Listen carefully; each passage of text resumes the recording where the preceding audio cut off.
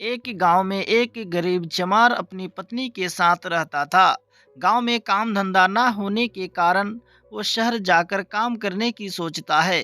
कुछ दिनों के बाद ही वो शहर चला जाता है। अपना काम शुरू करने के लिए उसके पास शहर में कोई ठिकाना नहीं था, तो वो सड़क पर खड़ा होकर ही जोर जोर से आवाज लगाता है, कोई जूते ठीक करवा लो। लेकिन उस दिन उससे कोई ग्राहक नहीं मिलता। दूसरे दिन वो फिर जाता है, किंतु आज उसे एक महिला बुलाती है और अपना जूता सुधारने के लिए देती है। थोड़ी दूर जाकर एक और महिला उसे बुलाती है। ऐसे करके कुछ दिनों में ही उसका काम रफ्तार पकड़ने लगा। एक महीने में उसने 4 सोने के सिक्के कमाए। उनमें से 2 सिक्कों का उसने एक गधा खरीदा। जब वो गधा खरीद कर वापस आ रहा था, तो जंगल में उसने देखा 4 डाकू धीरे धीरे उसकी ओर बढ़ रहे थे। डाकुओं से बचने के लिए उसके दिमाग में एक रणनीति बनने लगी थी।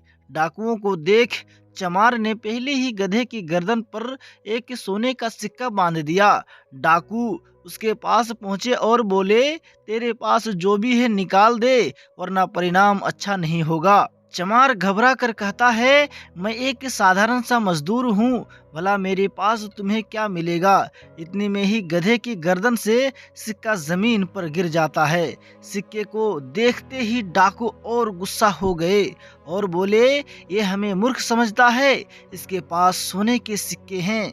चमार अपने दिमाग का इस्तेमाल कर कहता है, ये कोई साधारण गधा नहीं है, ये तो एक मायावी गधा है। इसको जितना खिलाओगे ये उतने ही सोने के सिक्के देता है। ये बात सुनते ही डाकुओं के चेहरे पर मुस्कान आ गई। उन्होंने गधा खरीदने की सलाह जताई और चमार को 50 सोने के सिक्के देने को तैयार हो गए।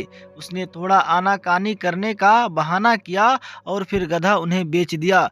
क्यों ना बेचता, आखिरकार 2 सिक्कों का गधा 50 सिक्कों में जो बिक रहा था। डाकू गधा लेकर अपने घर चले गए। उस दिन गधे ने कोई सोने का सिक्का नहीं दिया, तो उन्होंने सोचा शायद आज अपने मालिक से बिछड़ने के चक्कर में उदास है।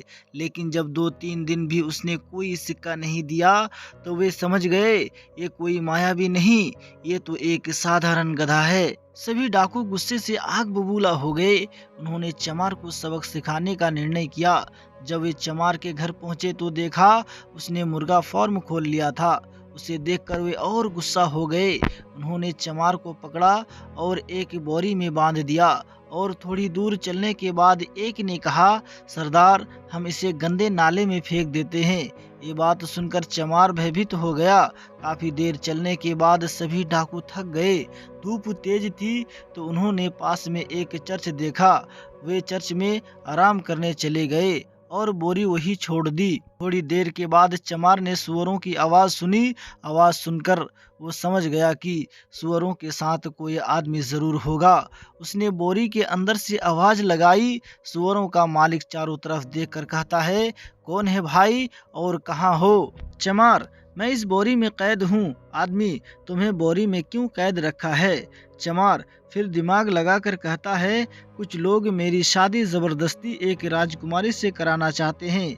ये मुझे बोरी में बांध कर राजकुमारी के पास ही ले जा रहे हैं। वो आदमी कहता है, भाई, तो ये कोई पागल ही होगा जो राजकुमारी से शादी करने से इनकार करे। चमार, तो एक काम करो, मेरी जगह इस बोरी में तुम कैद हो जाओ और राजकुमारी से शादी कर लेना। वो आदमी राजकुमारी से शादी करने की बात पर इतना खुश हुआ कि वो खुद वो चमार की जगह बोरी में कैद कर लेता है। थोड़ी देर बाद डाकू आते हैं और बोरी उठाकर थोड़ी ही दूर एक नाले में फेंक देते हैं। जब डाकू वापस अपने घर जा रहे थे, तो उन्होंने देखा चमार 4-5 सुअरों के साथ वहां से आ रहा था। उनको यकीन नहीं हुआ कि वो वापस कैसे आ गया। इसे तो अभी हम नाले में फेंक आए थे।